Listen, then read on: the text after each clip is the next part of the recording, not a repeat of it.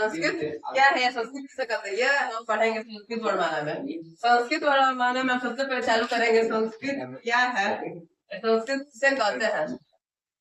तो तुम लोग लिखेगा संस्कृत क्या है, एक भाषा। किसी को पता है संस्कृत एक भाषा, भाषा कैसे कीजिए।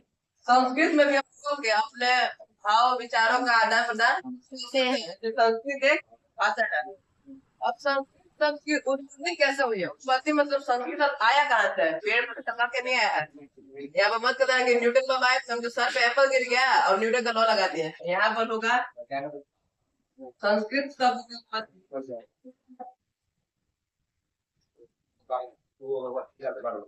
सर हम अभी नहा गए जो संस्कृत शब्द की उत्पत्ति।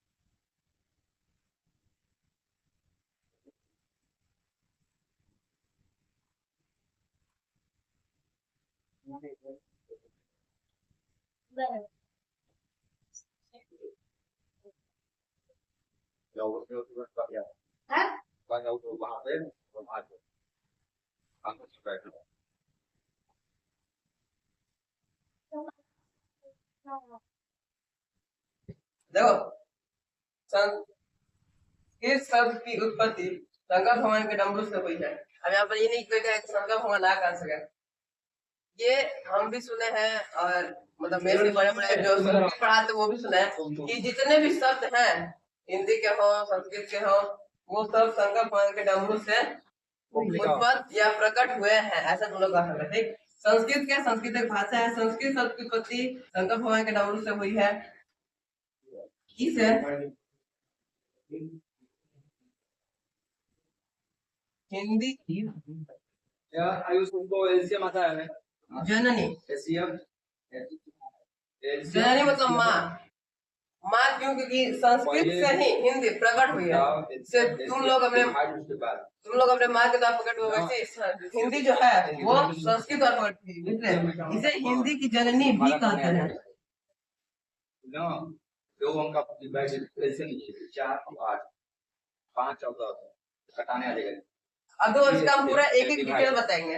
किसे किसे किसे मतलब संस्कृत को बता के वो नहीं सकता किसी को।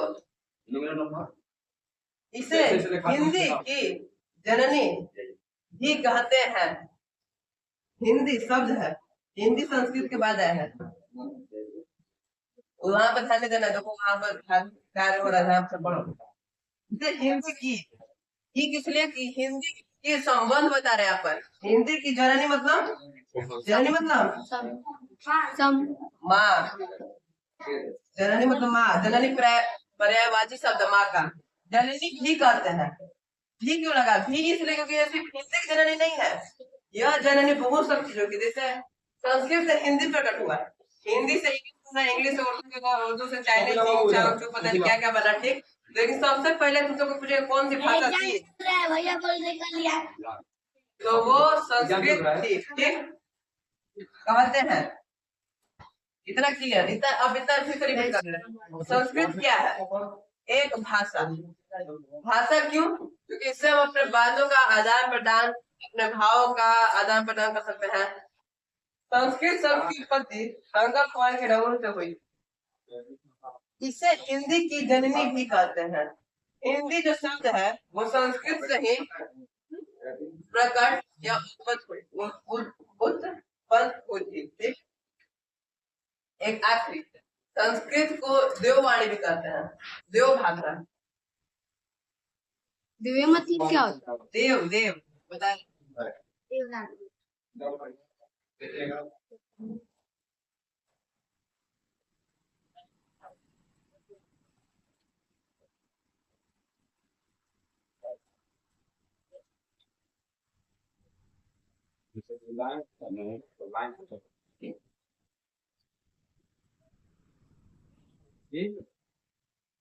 ऊपर मिलाकर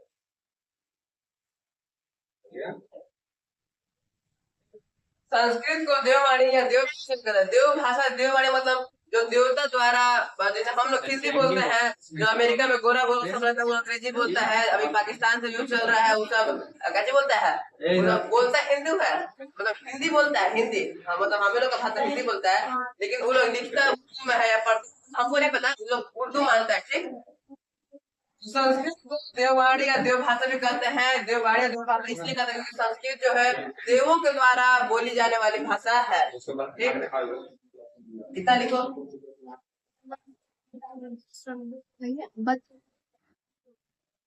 अब आगे पढ़ेंगे। किसके दो भेद होते हैं, किसके दो भेद होते हैं, स्वर के, अब वो स्वर नहीं, वर्णमाला के दो भेद होते हैं, स्वर के नहीं, वर्णमाला के। अभी हम क्या चीज पढ़े, वर्णमाला कैसे करते हैं, वर्णों के सार्थक समूह को वर्णमाला कहते हैं, और वर्णमाला के कितने भेद होते हैं, दो भेद, वर्णमाला के दो भेद होते हैं, एक स्वर वर्ण, अभी स्वर वर्ण शुरू करेंगे, एक स्वर वर्ण और दूसरा व्यंजन वर्ण। स्वर वर्ण किसे कहते हैं, अब स्वर वर्ण व्यंजन हो गया, वर्ण हो गया किसके, वर्णमाला के दो भेद होते हैं, स्वर वर्ण और व्यंजन। अब स्वर वर्ण कहते किसे हैं, जिन वर्णों के उच्चारण में किसी अन्य वर्ण की सहायता न लेनी पड़े उसे स्वर कहते हैं, स्वर कहते हैं, स्वर वर्ण कहते हैं। जैसे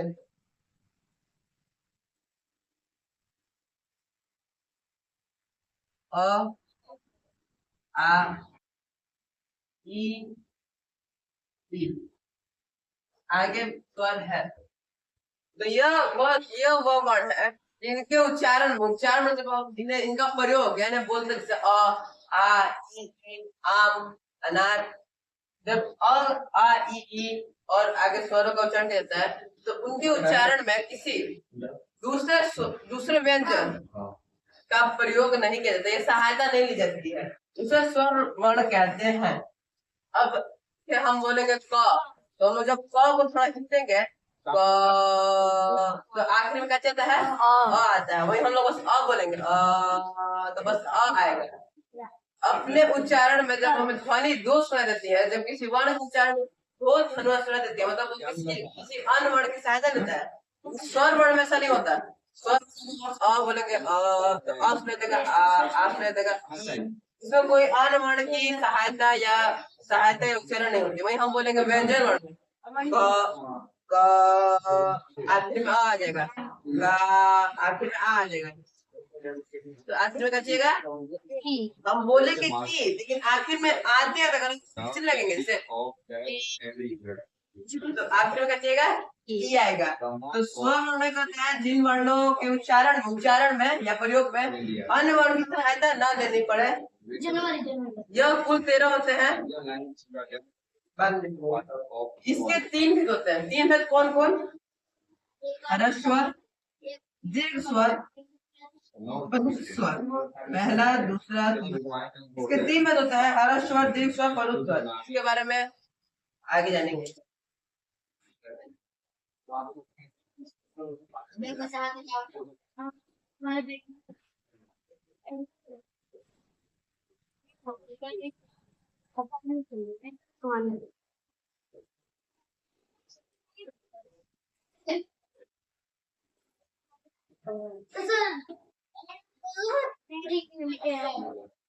इसमें नहीं होता है,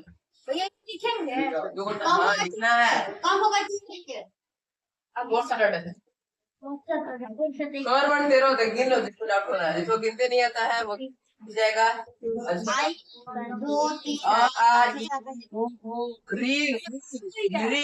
ए 12 को है, 13 ना, एक तो स्वर कितने होते हैं, 13। अब जब हरा स्वर किसे कहते हैं,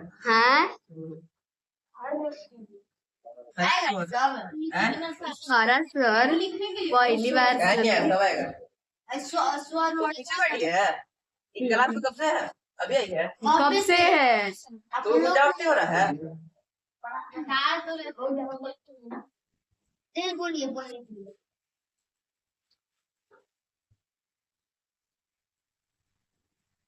देखो जिन स्वरों के उच्चारण में हाँ सर पर तो अगर खींचना चाहिए ना खाने की जगह है वन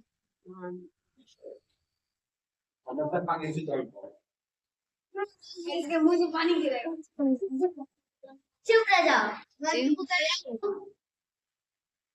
तुमको थोड़ी बोल रहा है जिसको मत बोलेंगे जिन स्वरों में बहुत नहीं मिलाइए ले जाइएगा ठीक है जाइएगा दिखा दिखा कर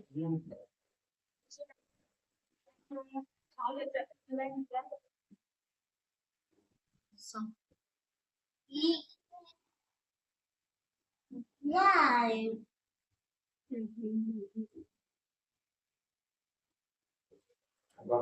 कितना पुराना है हाँ 5 साल हो गए 5-6 लाख से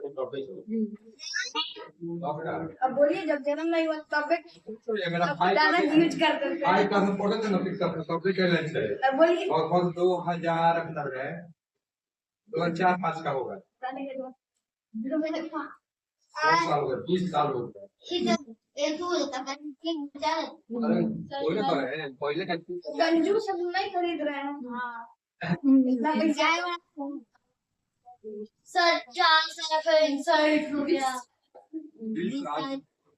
20 साल ए बाबू ये लोग पहले कि सब 20 साल से लंच नहीं खा रहा लंच के अंदर में रखा हुआ खाना लंच खाते तो लंच खत्म हो जाता है और दूसरा यहाँ पर ध्यान दो नहीं दिखे स्वर वर्ण से कौन बोला था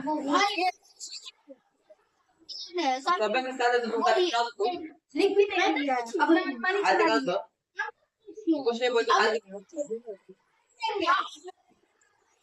भैया नहीं तो भैया हाथ निकालो इसको सर भी नहीं हाथ निकालो हम कहते हाथ निकालो मतलब हाथ निकालो हाथ टाइट लग जाएगा हड्डी पे यहाँ पर आ नहीं होता है आ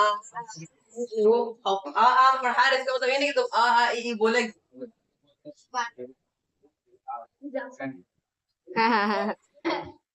एग्जाम्पल हो गया हम लोगों का यहाँ बच्चों को मजाक करेंगे तभी मजाक करना है ऐसा कोई मजाक नहीं करेगा वैसा मजाक करना है पेट हटा गया देखो मारना कोई बड़ी बात नहीं है वहाँ बड़ी बात है और मार खाना भी बड़ी बात नहीं है एक किसी कोई मार पड़ता है तो इसका मतलब ये वो ये ना समझे कि हम बहुत पिटाते हैं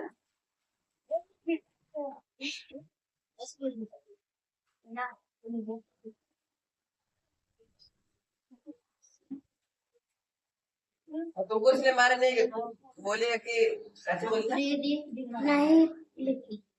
कैसे बोले नहीं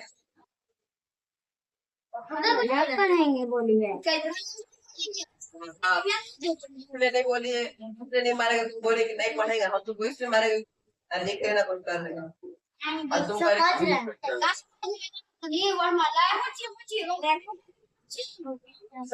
संगत के साहब का नाम क्या भैया ये बोलते हैं तुम कुछ छोड़ो ना तुमको सब कुछ ना है यहाँ पे दोबारा टाइम बीतता है गति क्या देखो स्वर कितने होते हैं 13 पीछे वाला बन गया ना सुनो अब पढ़ाएंगे हम संस्कृत में कितने वर्ड संस्कृत वगैरह इससे पहले हम पढ़ा कि संस्कृत के 3 भेद होते हैं लेकिन एक छूट था कि संस्कृत में कितने नहीं इससे पहले हम पढ़ाए कि स्वर में कितने भेद होते हैं स्वर में कितने भेद होते हैं 3 ठीक लेकिन हम एक चीज छोड़ दे कि स्वर में कितने वर्ण होते हैं तो स्वर में 13 वर्ण होते हैं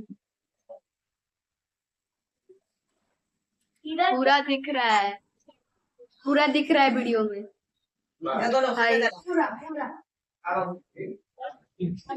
ये है हमारे कोचिंग का सबसे होनहार लड़का आ गया उसको हम छोड़ते हैं यहाँ पे देखो स्वर वर्ण 13 होते हैं अ आ ई उ री और री देखो हिंदी में जो होते हैं स्वर वर्ण 11 होते हैं लेकिन यहाँ पे एक ये री फिर 2 लगा है और एक री री मतलब ल और ल के नीचे री की मात्रा तो कहते हैं री यह एक स्वर में आता है ठीक तो संस्कृत में स्वर 13 और हिंदी में 11 याद रखना है स्वर वर्ण 13 होते हैं अ आ ई उ री री ज्यादा खींचेंगे तो कम खींचेंगे जो बोलोगे री, री हो गया। अब इसको उच्चारण में री, फिर ली, ए, आए, ओ, औ, ये 13 होता है। अब स्वर के 3 भेद होते हैं, जिनमें पहला भेद था हर्ष स्वर। जिन स्वरों के उच्चारण में एक मात्रा का समय लगे, कम समय लगे, उन्हें हर्ष स्वर कहते हैं। जैसे अ, ई, उ, री तथा री। इसके उच्चारण में बहुत कम समय लगता है, या एक मात्रा, क्योंकि ये एक मात्रा का ही है, क्योंकि ये अ है। अगर हम ये क हो गया और क के नीचे हलांत हो तो ये आधा क है, और इसमें अ जोड़ देंगे जो एक मात्रा है वो हो जाएगा क। ठीक, तो एक मात्रा को बताने की एक मात्रा कैसा है, तो हम लोग क लिख के या कोई भी इसमें ई लगा सकते हैं। अ, ई, उ, री, ली, इसमें कम समय लगा, इसलिए यह हर्ष स्वर होता है। दीर्घ स्वर किसे कहते हैं?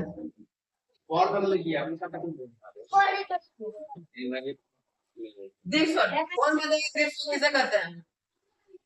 कोई भी जिसमें हिम्मत है वो बता सकता है। खड़ा हो। दीर्घ स्वर कहते हैं हस्ताक्षर अब नहीं बोला है, नहीं आ रहा तो बैठ जाओ।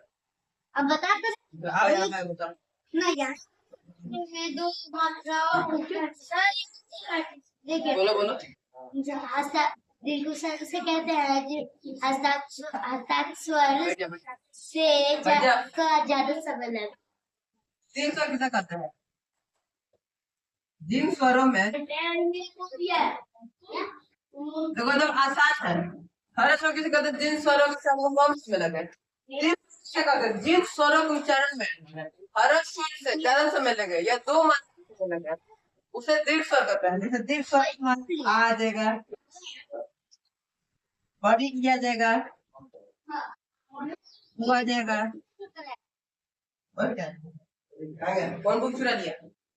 वही पे तो रखा हुआ है, वहीं पे तो रखा हुआ है। हर्ष स्वर जिन वर्णों के उच्चारण में एक मात्रा का समय लगे, कम समय लगे, उसे हर्ष स्वर कहते हैं, बता दिए। अब दीर्घ स्वर किसे कहते हैं? दीर्घ स्वर से कहते हैं जिन स्वरों के उच्चारण में हर्ष स्वर के मुकाबले हर्ष स्वर से अधिक समय लेता है। जिन स्वर के उच्चारण में हर्ष स्वर से ज्यादा समय लगता है, तो दो मात्रा का समय लगता है, उसे हम लोग दीर्घ स्वर कहते हैं। यह 8 होते हैं। आ, ई, उ, ए, ओ, और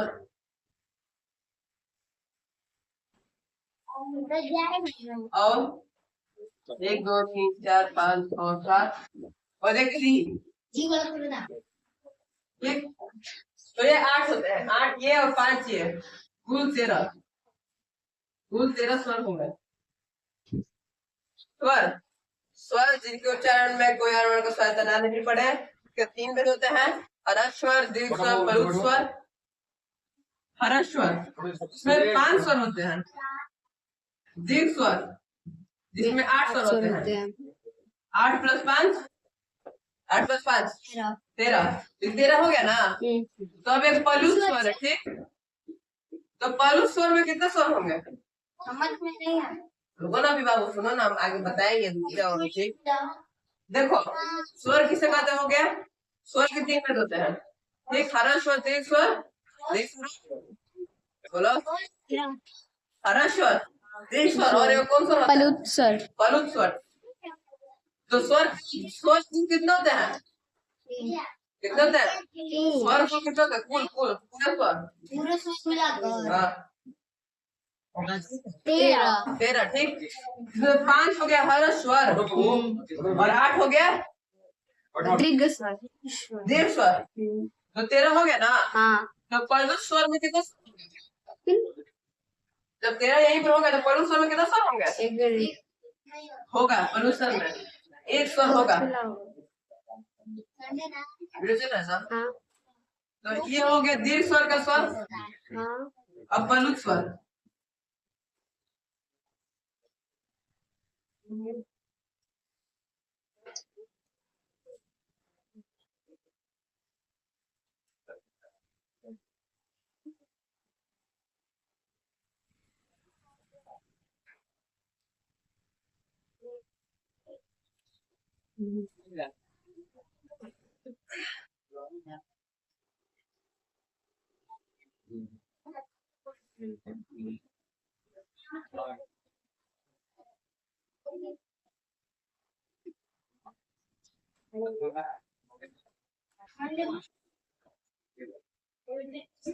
जिन स्वरों के उच्चारण में 3 मात्रा का समय लगे उसे पलू स्वर कहते हैं। अब हर स्वर में 5 स्वर थे और दीर्घ स्वर में 8 स्वर थे, जो कुल मिलाकर 13 स्वर हो चुका था। तो पलू स्वर में एक स्वर होता है, एक स्वर वर्ण होता है, वर्ण जो होता है एक स्वर वर्ड होता है, एक वर्ड होता है। जो भी स्वर में गिना जाता है, इनको स्वर में लिखा नहीं जाता है। पलू स्वर जो 3 मात्रा का समय लेता है वह स्वर है। तुम लोग जब ओम का उच्चारण करेगा तो ओम जो होता है पूरा लंबा है जाता है, इसमें हर स्वर और दीर्घ स्वर से 3 मात्रा का या उससे भी ज्यादा समय लगता है। जो तुम लोग बोलती है अ, तो अब ले जाता है आ, आए में ज्यादा लंबा लेता है, ठीक। अब तुम लोग बोले कि ओम, तो ओम कुछ ज्यादा ही जाता है, उससे उसी को कहता है पलू स्वर। जिन स्वरों के उच्चारण में 3 मात्रा मतलब 3 गुना समय लगे उसे स्वर कहते हैं।